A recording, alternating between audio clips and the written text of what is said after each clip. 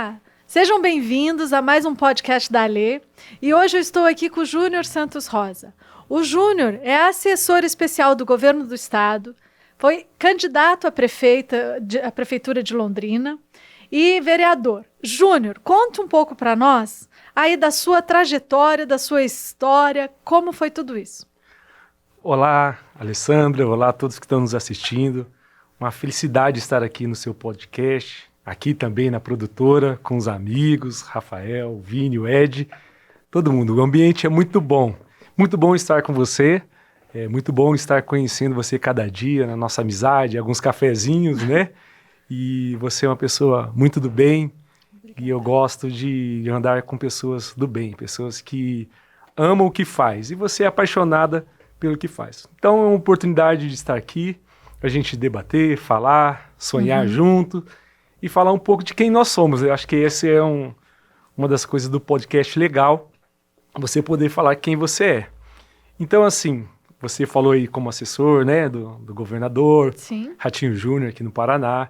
Eu tenho uma história política, né? Então, aos 21 anos, eu me interessei em sair candidato político aqui em Londrina, né? Ser vereador. E isso, na região onde eu moro, né, que é o Cinco Conjunto, periferia, isso foi um susto para todo mundo, né? Como que pode um menino que, do nada, né, ele inicia uma trajetória política, né? Júnior, como você sabe, eu sou coach integral sistêmico, eu trabalho em desenvolvimento de pessoas, desenvolvimento pessoal e tudo isso.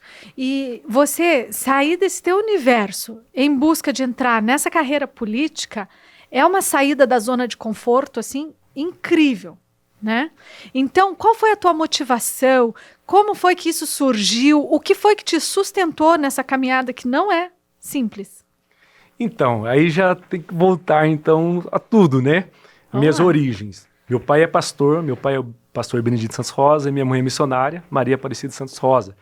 Então, eu nasci num lar cristão, onde o meu pai, em 1983, chegou em Londrina, na região periférica dos Cinco Conjuntos, e lá ele iniciou uma pequena comunidade. E eu nasci em 84, então, eu nasci filho de pastor, né? E dentro da nossa comunidade, sempre foi, naquela época, era uma comunidade carente, era uma comunidade onde foi formada conjunto habitacional, com muita gente que veio de fora de Londrina. Londrina teve um crescimento populacional muito grande e foi feito esses conjuntos habitacionais. E lá foi onde meu pai escolheu para iniciar um projeto evangelístico da igreja. E aí, então, eu nasci nesse ambiente onde a comunidade tinha muitas carências, tanto espirituais, né, que era o trabalho da igreja, como também social. Então eu sempre vi meu pai muito na igreja, fazendo cesta básica, buscando ajudas para levar as famílias, né? E dentro desse contexto tem a minha criação com meus amigos, futebol, né, criança. E nós tivemos um problema muito grande que foi a explosão das drogas na comunidade. Então, muitos amigos de infância, meninos e até mulheres, se perderam nesse caminho, morreram vítimas dessa violência, das drogas no bairro. E na minha adolescência, com esse espírito social de ajudar as pessoas, eu queria também, eu quero tirar esses meus amigos que estão aí nas drogas, que estão na maconha, na bebida, fazendo coisa errada, eu quero, ajudá-los a sair desse caminho. A primeiro momento foi levá-los para a igreja, né? Porque o meu universo era... O caminho natural era igrejeiro, né? Mas depois eu comecei a me envolver na escola, na liderança estudantil, onde eu posso dizer que foram os meus primeiros mentores, foram os meus professores, né? De escola, onde eles foram me dando orientação de como se tornar um bom exemplo, a liderança. Isso eu já tinha dentro de casa, já tinha dentro da igreja, mas eu comecei a viver um outro universo que era o universo do professor. E na escola sempre tinha daí um evento, alguma coisa, e os professores sempre me escolhiam para estar ali trabalhando. E dentro dessa pauta eu fui mergulhando dentro dos problemas da comunidade, né? Que são famílias desestruturadas, garotos que ficavam soltos no seu dia a dia. E aí eu fui vendo que o problema era mais estrutural também, né? Você tem a vulnerabilidade do local, mas você tem aquelas pessoas que têm problema em casa que não é protegida desse mundo violento, esse mundo mal que a gente vive. Então, e ali foi desenvolvendo vários projetos. Combate às drogas, social, esportes, e aí eu fui crescendo. Eu acredito, aí, frase tua até, né? Mas eu tenho um pensamento que eu até sempre ouvi isso na minha casa desde criança, acho que minha avó já dizia isso, e é algo assim que eu sempre que eu acredito mesmo que eu trazia comigo, que era assim, o ócio é a oficina do diabo. E hoje você é pré-candidato a deputado estadual, né?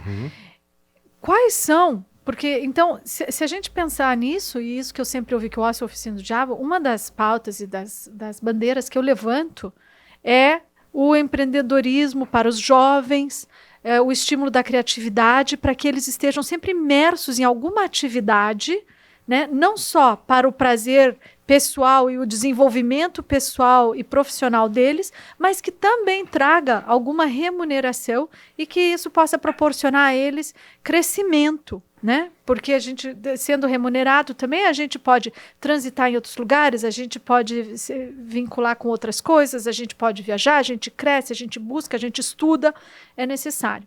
Então, eu vejo assim, quais são as pautas e o que você acha que a gente pode fazer? Quais são politicamente que a gente pode levar para realmente motivar, incentivar o empreendedorismo dos jovens, que é uma pauta sua também, como pré-candidato a deputado estadual, né? E o que mais, de forma assim, mais prática, que realmente vai ajudar esses meninos a saírem desse universo. Porque você saiu da tua zona de conforto e foi em busca de algo mais, né? O que poderia, às vezes, estar ali que facilitaria esse caminho? Ou quais são as pautas práticas, assim, para a gente mudar? Como que a gente vai realmente mudar essa realidade? Ale, esse universo que eu acabei de falar para você, eu tô falando de 25 anos atrás, né? Eu tô com 38 anos, né? Acabei de completar dia 4 de junho, né? É que nem parece. Cara de novinho, mas a estrada já tá rodada aí. E aí, hoje mudou muito. Hoje mudou muito e muito mesmo. Nós temos os problemas da periferia, mas nós somos num tempo de internet, onde a garotada já não fica tanto na rua igual ficava na minha época. Mas a galera tá dentro de casa, parada, o adolescente com o celular ali, e ele vive um mundo dele, às vezes até do vício, que já não é mais talvez de droga, mas no vício da internet, do celular, do tablet, dos jogos eletrônicos, né? Outros problemas. Então, na minha época ainda, a molecada estava na rua, na quadra, e ali encontrando alguns perfis. Então, essa mudança, ela é significativa para a gente olhar para essa nova geração, talvez não é as mesmas ferramentas que a gente usava há 25, 30 anos atrás, mas o princípio é o mesmo. Porque não adianta você levar para a periferia só a oportunidade. Uma das coisas que eu aprendi com a minha vida, oportunidade todo mundo tem. Agora estão aí, né? As oportunidades estão aí. E como você percebe e toma atitude para aproveitar a oportunidade. Aí mora um problema muito grande, porque, como eu falei agora há pouco, aquele jovem, aquele adolescente, ele não tem uma família estruturada que ensina ele a, olha, aproveita, olha, essa é uma oportunidade boa. Em alguns casos é ao contrário, a família desmotiva. Isso não é para você, isso não vai dar certo. Então, a questão motivacional é um problema sério a ser tratado na questão periférica. Eu falo isso porque é a minha realidade, né?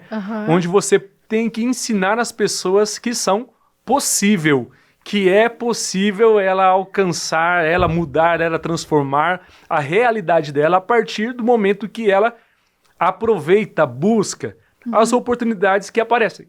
aparecem. Todo mundo, em algum momento da sua vida, não importa se você é adolescente ou não, você tem que fazer escolhas. E as suas escolhas trarão frutos, né? Os resultados. Então, eu acredito... que é difícil não dizer isso. É linguagem popular, a gente aproveitou na passada, isso aí. Aí quando eu falo, eu olho para você, eu tenho que... Faz associação, né? Na hora, claro. Mas então, eu penso, vamos lá, eu penso que se a gente colocar aulas de empreendedorismo e outras aulas que estimulem, que ajudem a enxergar essas oportunidades na escola, eu vejo isso como uma saída. Eu penso que tanto nós precisamos de um contraturno escolar, tá? Não só, na sua época você disse que 25 anos é para tirar os meninos da rua, eu acho que ainda tem muitos meninos na rua, mas também para tirar os meninos que estão hoje fechados dentro dos quartos, né? Então eu acho assim que os contraturnos escolares são muito importantes e para trazer justamente essas matérias, essa pegada mesmo de desenvolvimento pessoal, de olhar diferente para sair da zona de conforto. Sim. Né?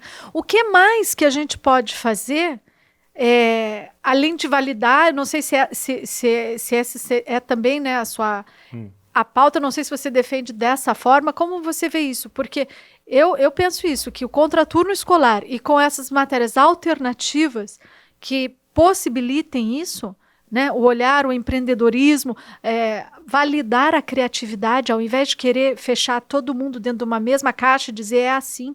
Né? O próprio ensino hoje eu acho que está um tanto desatualizado quando a gente fala de faculdades de 4, 5 anos, mais estágio, mais residências, tudo é muito extenso para a velocidade de mundo hoje.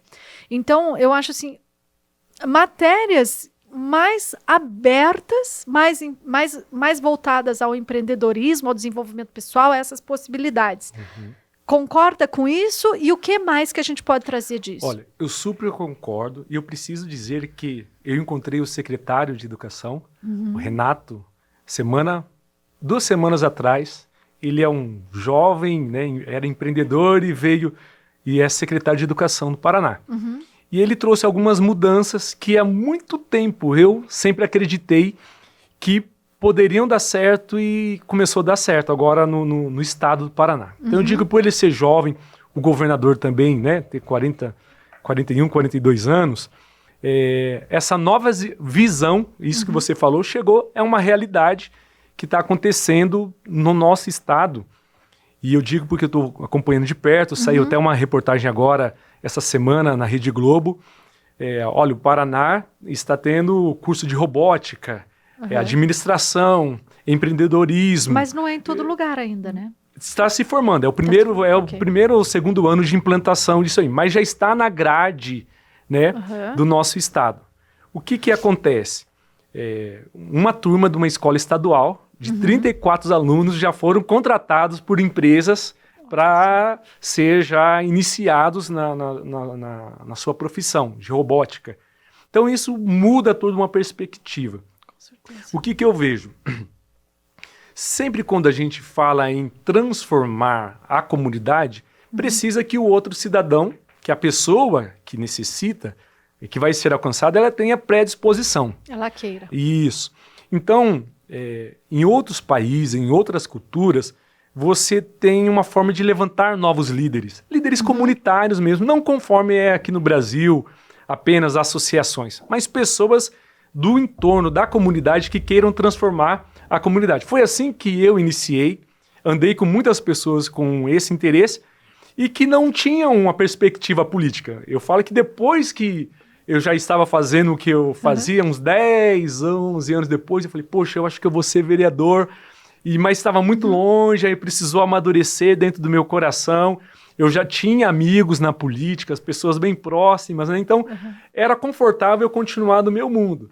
Mas para levar essa visão de transformação social, de que você pode pegar uma criança, um jovem, e levar isso para o macro, para a política pública, que era um sonho, né, que eu tinha, poxa, eu vou apresentar isso para o prefeito, e o prefeito vai abraçar essa ideia, vamos levar uma nova iniciativa, nós precisamos trabalhar essa questão de levantar novos líderes na região. Você tem que ir lá conhecer na região o comerciante que está no bairro, na região há 30, 40 anos, os professores que são os influentes, as pessoas, porque você tem que criar um ambiente onde propício para isso. Sim. Porque tem regiões que não tem esse ambiente, onde tudo é muito negativo. E quando tudo é muito negativo, aquela saída rápida, mãe, eu vou fazer uma coisa errada, isso vai me dar um retorno, todo mundo faz errado.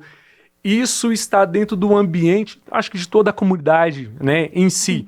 Mas nas comunidades carentes, isso é mais acentuado, mais levado, mais elevado, onde parece ser uma boa oportunidade e no final pode dar ruim. Então eu estou dizendo isso dentro da perspectiva da juventude, de uma escolha errada. Então, quando você cria um ambiente, e aí o criar o ambiente já são várias políticas públicas. A prefeitura tem que fazer o papel dela de deixar as ruas bem iluminadas, bem cuidadas, o bairro limpo. O bairro limpo não depende só da prefeitura, mas da consciência das pessoas, de quem vive tudo lá. Isso é deles. Tudo isso. Até falando sobre isso, eu estou falando bastante de jovens aqui, que é uma pauta que eu trabalho há 25 anos, mas hoje nós temos um problema, talvez o Paraná seja o estado que em 2030 terá o maior número percentual de idoso do Brasil. Então, assim, a nossa população envelheceu. Esse envelhecimento gera toda uma mudança na comunidade, porque onde era uma casa que antigamente tinha 5 crianças, agora, hoje só tem um idoso lá, que ele precisa de atenção, de cuidado. Isso vai trazendo novas características a todas as regiões. Mas voltando ao assunto, dizendo que se nós criarmos um ambiente onde as oportunidades ficam mais claras às pessoas, e aí as pessoas conseguem ter um discernimento. E aí o poder público não faz isso sozinho, é necessário você ter uma parceria. Um envolvimento comércio, também igreja, da comunidade, né, Júnior? Isso. Uma coisa que eu cobro muito, e cobro mesmo, das pessoas de uma forma geral, e isso faz parte do meu trabalho como coach integral sistêmico. Do seu DNA também, né? Do meu DNA e do meu trabalho mesmo também é isso. O engajamento. A gente precisa se engajar, é dever cívico nosso. Sim. Eu digo sempre, a gente fala de democracia, mas democracia não é só falar o que quer, é fazer o que é certo. Então você falou, por exemplo, né, do cuidado com as ruas. Não adianta a gente dizer que a prefeitura não limpa se eu jogo papel no chão, não adianta eu reclamar da prefeitura dengue se eu não cuido do meu terreno, enfim. Cabe ao cidadão, né, não somente fazer a parte dele, como também cobrar daí das entidades, dos governantes, dos candidatos em quem ele votou, o retorno disso tudo. Sim. Uma das coisas que eu acho bonito ali, aproveitando esse momento que você está falando aqui, é que você, talvez quem está te acompanhando aqui já conhece, você sabe o seu perfil, mas você saiu da sua zona de conforto, né, da sua vida. Você poderia muito bem só continuar, né, tocando seus negócios ali na onde você vive, mas você agora se predispôs, né, a trabalhar essa questão. Peraí, eu vou trabalhar aqui junto à política, a grupos, a lideranças, vou fazer a minha parte, vou trazer o meu know-how, o meu network, e nós vamos somar isso para um mundo melhor. Isso faz uma diferença muito grande. Por quê? É muito fácil a gente viver, como diz o Rafa aqui, né, na nossa bolha.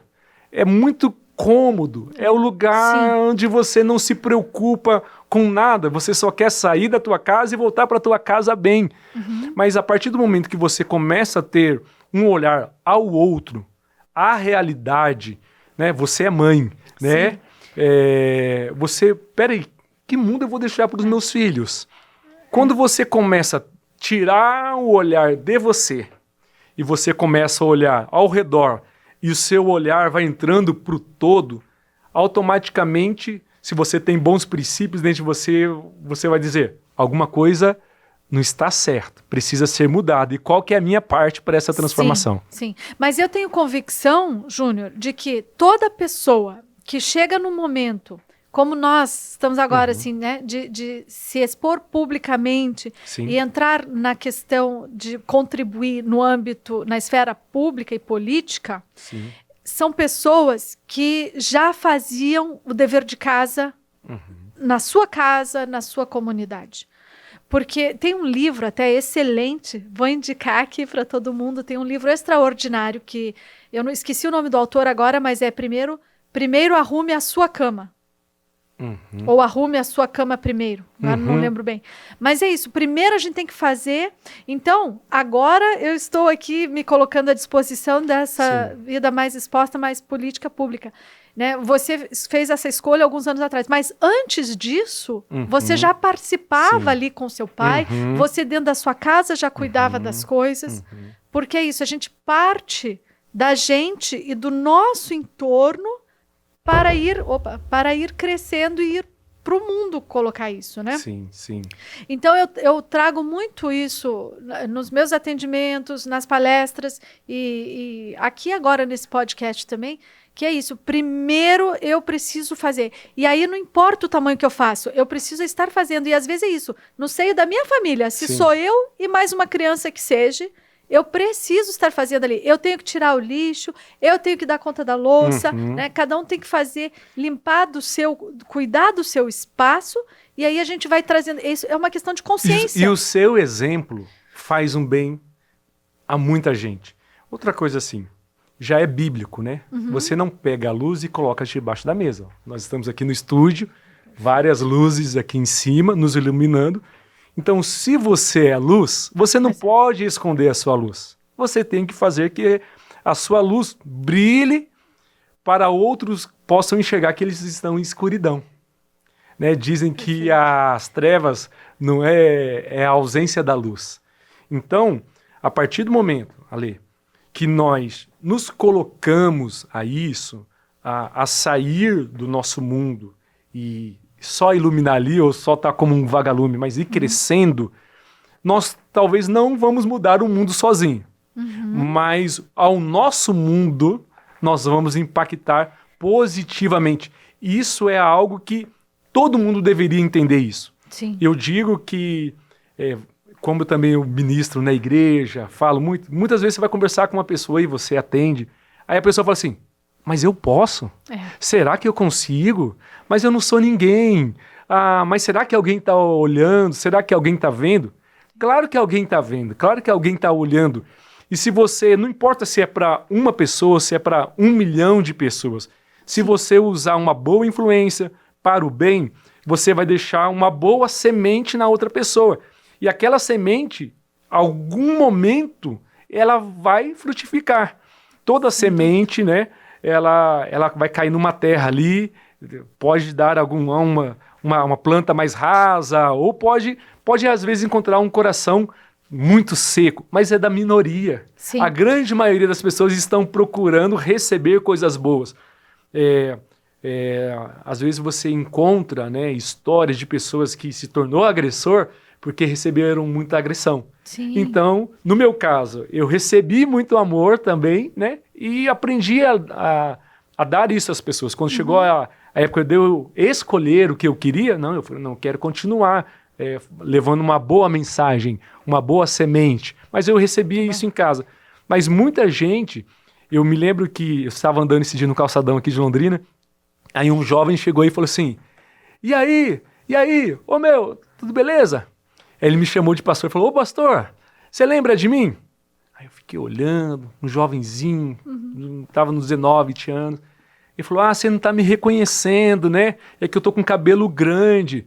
Um dia você foi no Sense, né? E você foi lá levar uma palavra para quem estava preso, e eu era um dos detentos, menor, né? E ele falou assim, e você foi lá, orou por mim, cara, eu tô aqui pro lado de fora, tô bem e tal, né? Você não lembra? Eu falei, poxa, não lembro, né?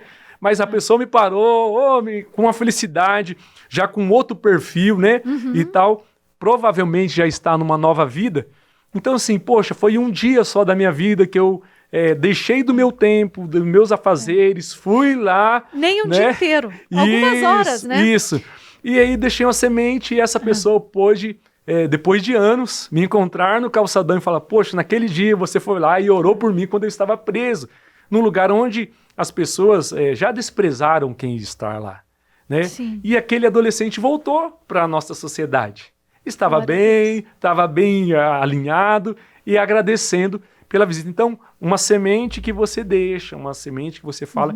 Então eu gosto muito de aproveitar a oportunidade que eu tenho com pessoas. Eu sou muito comunicativo, falo bastante. Perfil influente. Um dia nós vamos falar só sobre perfil aqui. Vai ser bom. E aí o que acontece? Talvez eu nunca mais vou encontrar aquela pessoa.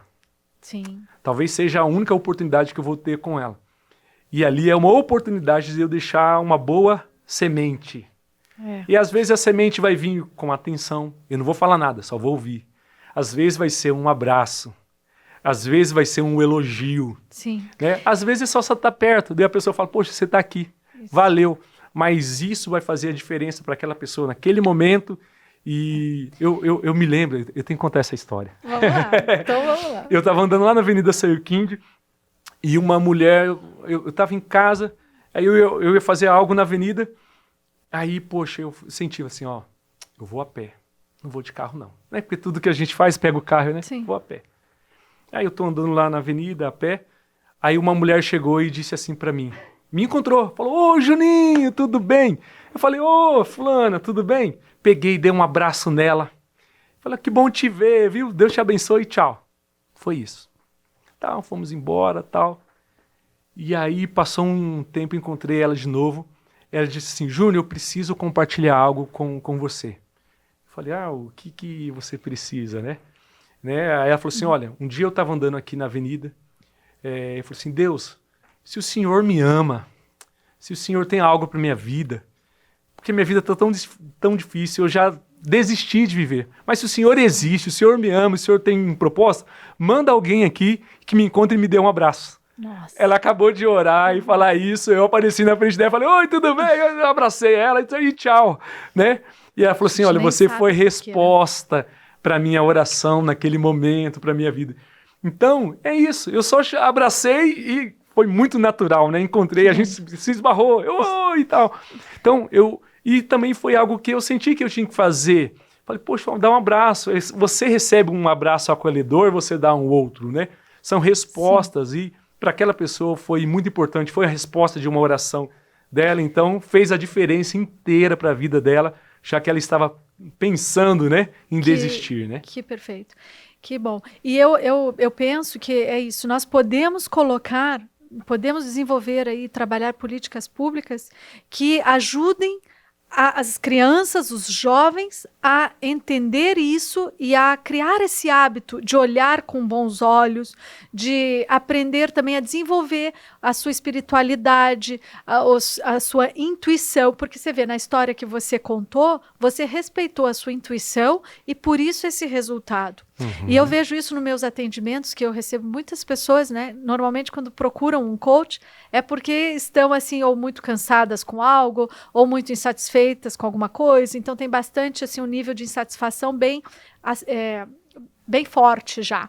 E uma das primeiras coisas que eu trabalho com todo mundo, independente da sua crença ou religião, é o desenvolver a sua espiritualidade e esse conseguir ouvir, aprender a ouvir a sua intuição, que para mim, isso é Deus em mim, né? Uhum. Então, quando a pessoa... Isso é ensinável, e isso é, nem sei se existe essa palavra aí, aprendível, ou seja, a gente aprende isso, a gente desenvolve. Então, quando você fala assim dos jovens, né, presos num quarto ou numa rua que não é o melhor lugar, se conseguirmos ter políticas, né, e eu vejo muito a escola como uma instituição que pode ajudar muito a trilhar esse caminho. Por isso que eu acho que a escola tem que ser fortalecida e trabalhada e levantada, porque eu vejo ela é um meio da gente conseguir ensinar essas coisas para as crianças, em diversos tipos de aulas, de atividades e tudo isso. A olhar o mundo, né, pelo lado bom, a conseguir ver oportunidades onde a gente acha que não tem, né? A conseguir isso, desenvolver a sua intuição, a sua espiritualidade, o respeito a si mesmo, para respeitar os outros. Ale, né? Eu tenho uma história bem em cima do que você falou. Primeiro, esse termo coach, treinador, não existia na minha época de escola, há 20 e poucos anos atrás. Mas alguns professores já faziam isso. Sim. Eu lembro, eu vou usar aqui uma específica do professor Willis, Eu quero até depois dar um corte nessa gravação e vou mandar para ele, Legal. porque é muito importante, uma coisa que eu sempre lembro. Eu me lembro que eu nunca... Tem algumas matérias que eu não era bom. Sim.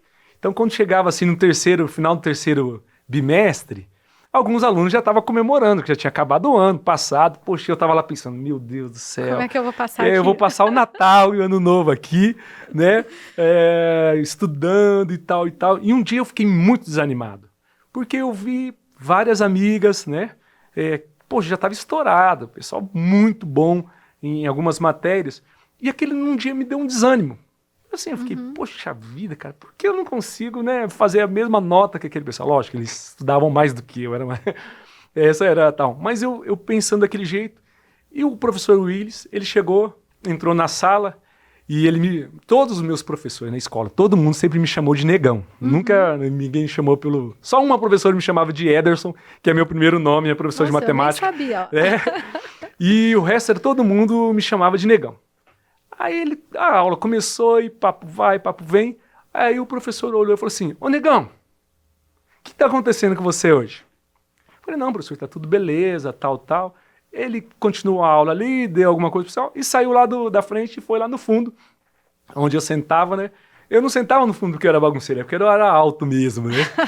E assim, então como eu falo demais, dou risada muito alta, naquele dia eu tava tal. E ele chegou e falou assim, por que você tá aí? Desse jeito. Ah, professor, eu tô meio chateado aqui, o pessoal já passou de ano aqui, olha aí, ó, todo mundo, e eu vou continuar aqui e tal. E ele usou uma frase assim, falou assim, isso não quer dizer nada, negão. Isso não quer dizer que eles vão ser mais bem-sucedidos que você. Não, isso não tem nada a ver com isso. Isso quer dizer que eles são melhores que você, mas você toca a sua vida e no dia da manhã alguns podem ser seu funcionário. Ele trouxe uma palavra motivacional para aquele momento ali. E aquilo ali, assim, foi transformador. Olha que já faz 20 e poucos anos e eu não esqueço. Só que esse professor, depois ele se tornou diretor. E quando ele foi diretor da escola, tudo que ia fazer, ele mandava buscar lá, chama o Negão. Aí eu tava lá em cima, passando pela direção, ele me chamava, Negão, você tem que me ajudar aí, tem uns meninos dando trabalho, você conhece todo mundo, vai lá e conversa com eles, apazigua. Então ele fez um trabalho de treinamento, de coaching, né? E sempre nas aulas dele ele tinha uma palavra de incentivos aos alunos. E isso, para pessoas com o meu perfil, fez muita diferença. Que legal. Então, assim, a escola é um ambiente de desenvolvimento. E foi na escola que eu entendi que eu poderia ser um líder da comunidade. Até então eu só era um cara igrejeiro, líder dentro das atividades da igreja. Mas na escola, com tantas coisas que foram surgindo, e os professores chegavam lá, ó, Negão, vai ter tal atividade, a gente precisa da sua ajuda, vai lá, motiva. Ó, tem um pessoal da briga, tem um pessoal que só chapa o coco. Muito além do acadêmico, né? Isso, e ali eu via eles fazer isso no dia a dia, e automaticamente eu fui sendo treinado por eles. Então, quando eu saí do meu segundo grau da escola, eu saí uma liderança não só da escola, já saí da minha comunidade, porque eu já tinha impactado a minha escola e já estava atuando na comunidade, que era 4, 5 bairros ao mesmo tempo. Porque como bacana. Os alunos do colégio e também da igreja estavam em vários bairros, então eu era chamado, olha, tal lugar, vai lá. Então isso, quando acabou o colégio, eu já entendia que eu já era um líder social. Eu até usei um termo com você numa conversa aqui antes de começar, que é o empreendedor social. E foi nessa época que eu entendi isso. Na época eu fiz um curso do Sebrae e estava começando a falar de empreendedorismo. Era uma palavra... Eu, no começo mesmo, nem sabia o que era. Mas eu falei, poxa, isso é tudo muito legal para você abrir empresa, tal, mas eu quero isso aqui para transformar a minha comunidade.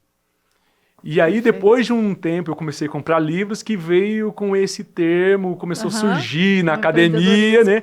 Que são aquelas pessoas que trabalham dentro da comunidade pela transformação social, pelo desenvolvimento econômico e social do ambiente. Aí eu me encontrei, falei, peraí, isso aqui é onde eu estou, é aquilo que eu encontrei o meu propósito.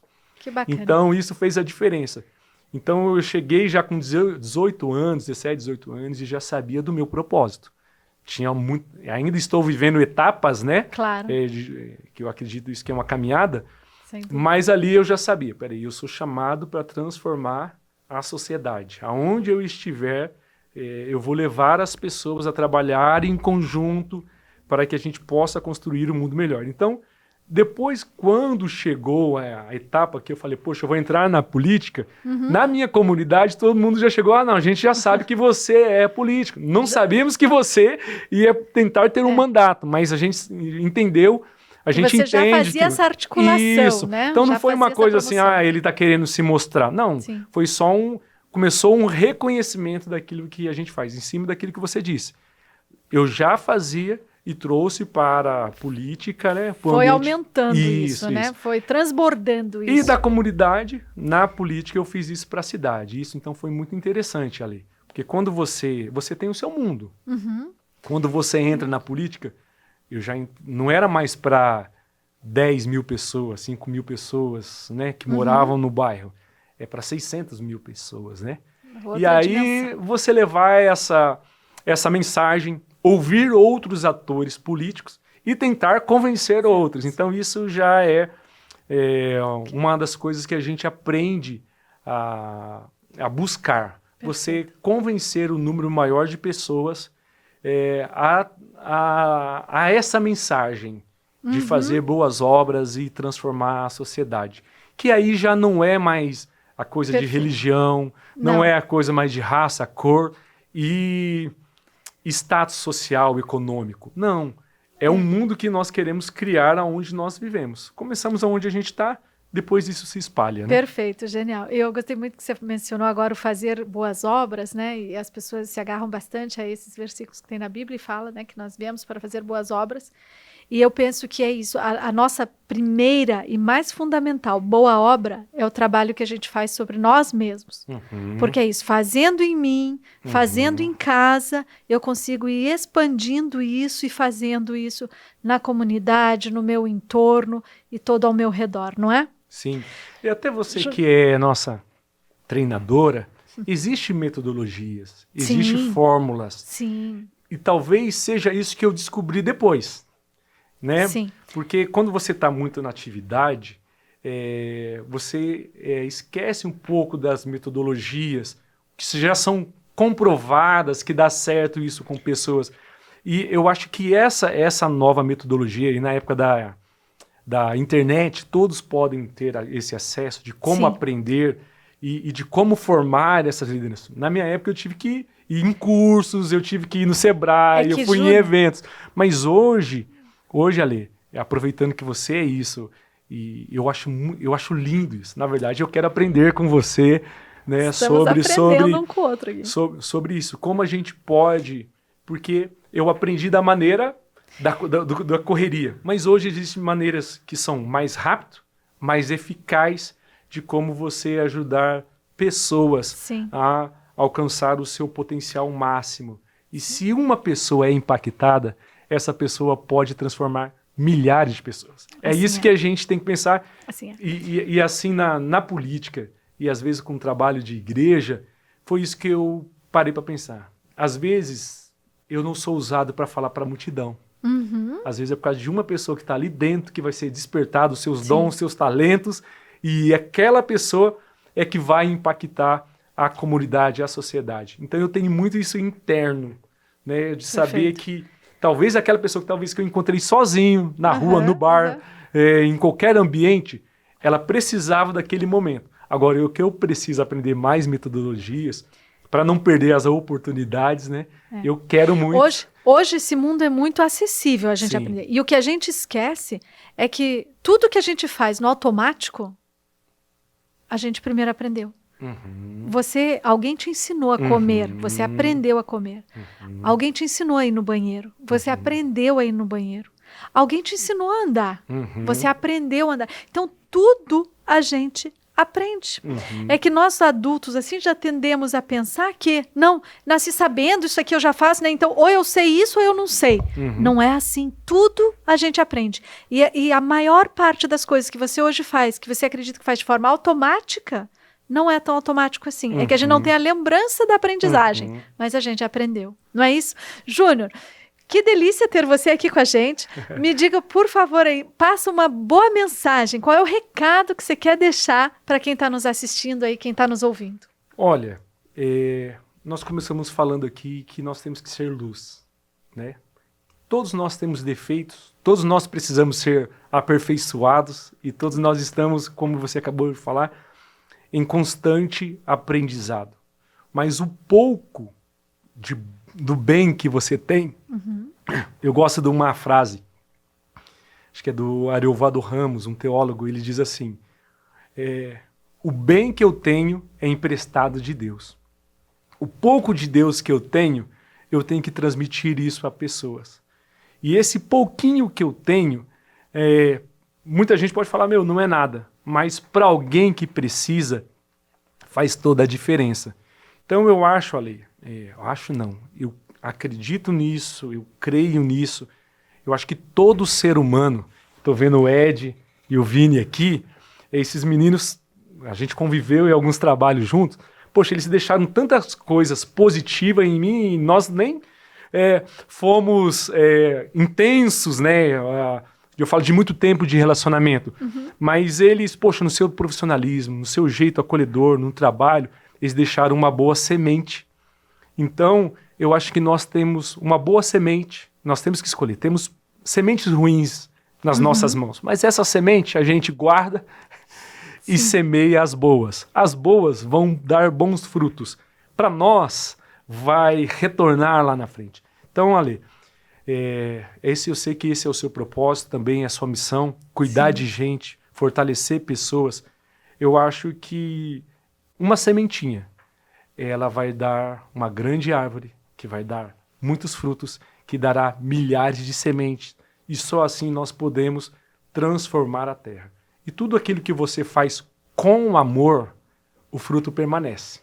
Tudo aquilo que você faz, é para cumprir a agenda só, ou por fazer, uma hora vai morrer. Mas o amor permanece. Né? Ninguém resiste ao amor. O apóstolo Paulo falava assim, olha, contra o amor não existe lei. Não existe lei contra o amor. Mesmo. O amor, ele transpassa, ele perpassa, não sei se é essa palavra, né? Perfeito, é isso e toca mesmo. as pessoas. E complementando a sua mensagem, eu quero dizer aqui para todo mundo que está nos vendo, que está nos ouvindo, nunca desista e nem se limite. Porque como a gente falou sobre a aprendizagem, sobre ter um olhar bom, tudo isso a gente aprende, tudo isso a gente desenvolve. Então, se hoje você se encontra numa situação, às vezes, que você não vê como, não se desespere. Ore, entregue a Deus, busque alguém que você acha que pode te ajudar. Mas não desista, porque você é capaz de fazer a diferença. Eu acredito nisso. Não é isso? Júnior, muito obrigada. Obrigado. Que delícia ter você aqui com a gente. Teríamos mais uns 3 horas de assunto aí, certeza. né? Eu tenho várias pautas anotadas aqui pra gente uma próxima vez, porque hoje não deu mais tempo. Não, vamos desenvolver. Olha, eu quero te parabenizar por ser uma mulher que está se posicionando e está colocando para transformar mais a sociedade. Você sempre fez isso, a sua família sempre fez isso. Você tem muito conhecimento de mundo, de vida. Você tem muito para passar às pessoas. Espero que futuramente eu possa comprar os seus livros. Eu acredito que você vai contribuir muito com o nosso país, com o nosso estado, com a nossa cidade. Você já está se despontando mais ainda, porque agora muito mais gente vai descobrir quem é você, Alessandra. E isso vai ser positivo da mesma maneira que eu tô olhando e falando, nossa, ele é 10, ele é gente boa. Vamos fazer isso juntos, né? Vamos. Com a graça de Deus, vamos deixar um lindo trabalho e semear coisas boas. É isso aí. Muito obrigada a todos e até o próximo podcast.